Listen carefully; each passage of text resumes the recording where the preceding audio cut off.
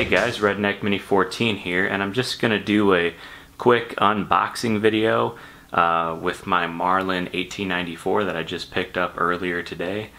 And I'm also going to go through the quality control of the rifle because people really want to know what the quality of these rifles are current production. So let's get to it.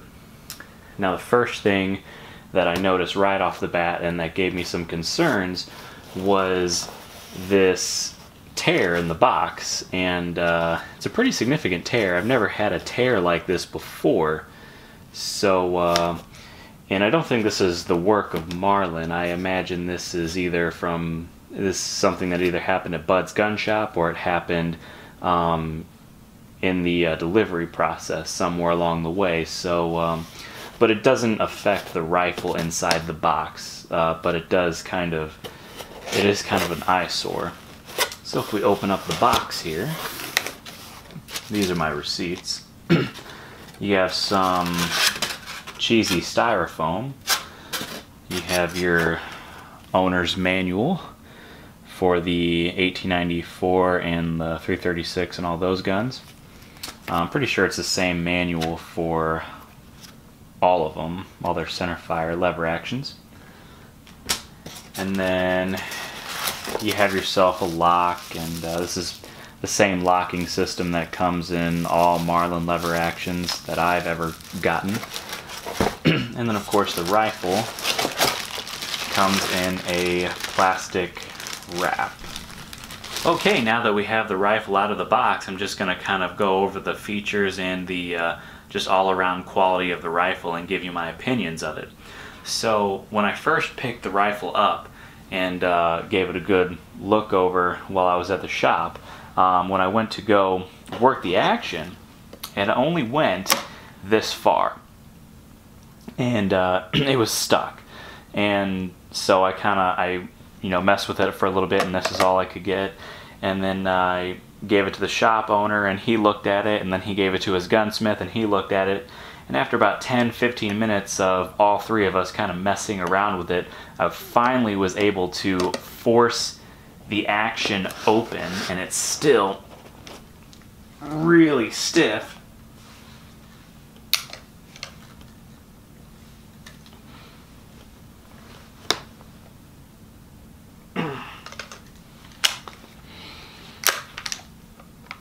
Oh, there we go.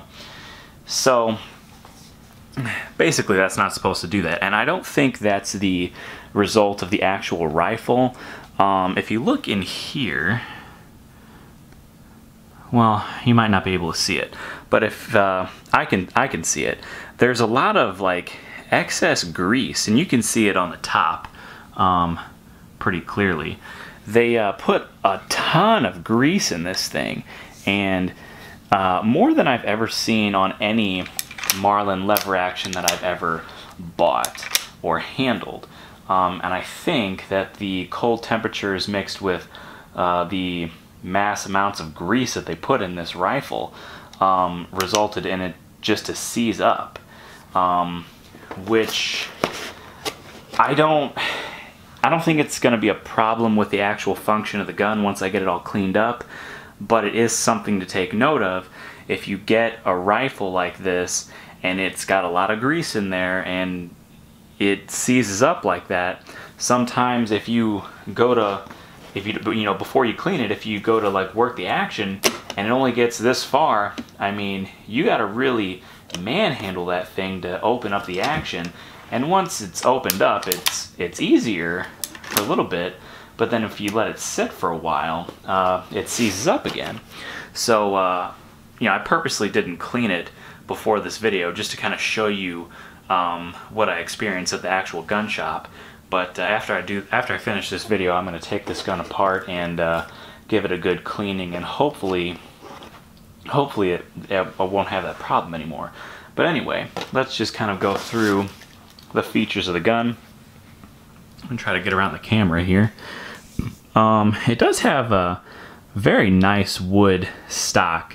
I would say nicer than most of the 1894s the new production 1894s that I've seen on the shelves. I still do think that the older stocks on the older guns were a little bit better. They had a little bit slicker of a finish. This is more of a matte finish, but it is still a, you know, pretty nice chunk of walnut. It does have a rubber recoil pad. It's like a brown color. I think sometimes they're red, but this one looks like a brown, and it's got the Marlin logo right there. You have your little bullseye right there, and it's not really going to focus on it, but that's your trademark Marlin bullseye. And then of course you have your sling swivels here and there, where you have the Marlin tag. Press checkering, which is standard on most Marlin lever actions these days. It's not the best. I would say it's probably in between the checkering on my 336 versus my 1895. I might do a video comparing all three, but it's not the best checkering, but it's not, I would say the checkering on my 1895, that's some pretty poor checkering if you ask me.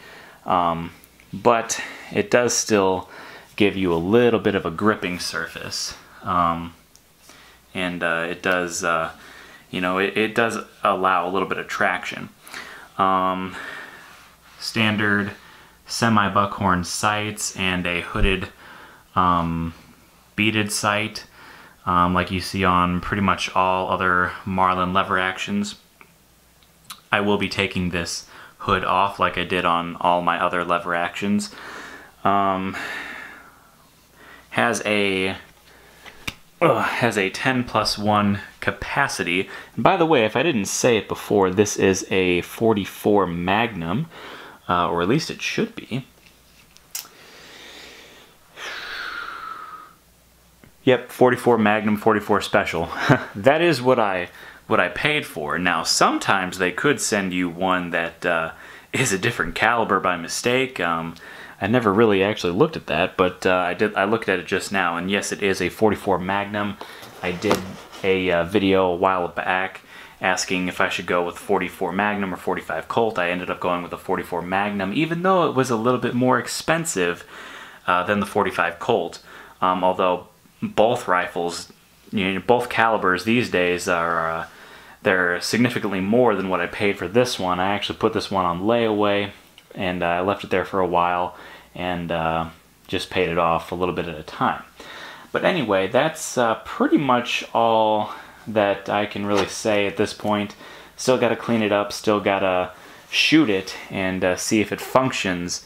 But so far, other than that sticky action, which I'm pretty sure is because of all that grease that Marlin put in there, you know, I think once it's cleaned up, I think it'll work just fine, but you never know until you get it out to the range. But again, if you get an 1894 or a 336 or, you know, any Marlin lever action, if the bolt is seized up, it's probably due to the mass amounts of grease that they put in the chamber, which I don't really understand why they would put so much grease in the chamber, but this particular one had that issue. Again, my 336, my 1895, I didn't have that issue with any of those, but I had it with this. So just something to keep in mind, and people are always wanting to know what a new Marlin is going to look like out of the box, and this is what I got. So anyway, that's all for that video. Subscribe to my channel, like me on Facebook. I'm Redneck Mini 14, and until next time, be safe.